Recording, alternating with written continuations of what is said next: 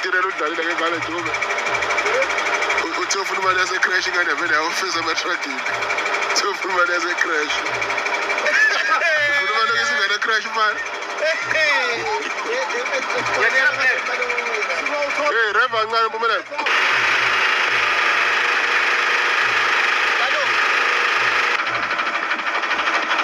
Kunzima ukuba indoda bafana bakithi ngoba bafana katirela usedrayive i-truck. Ukhathele. Utirela futhi kumele ukuthi ingane ye-crash. Utirela wami yaqonda. Kancane utirela. Kancane. Ubhizi nama-DM ngoba kunaphela. Inbox. DM. Ukuthi DM.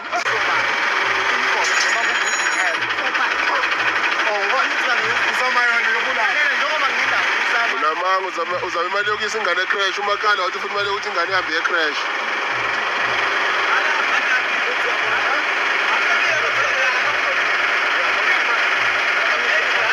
Yini sibonani?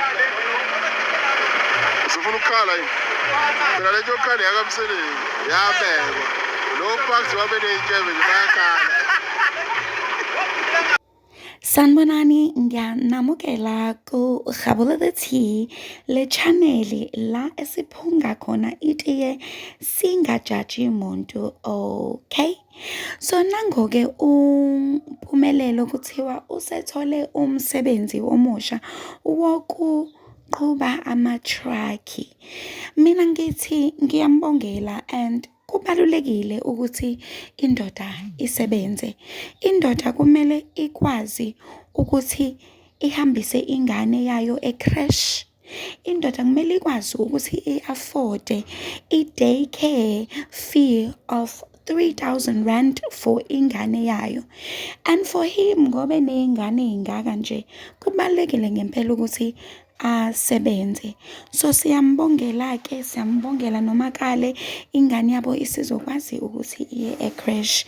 Let me know what you think about this topic.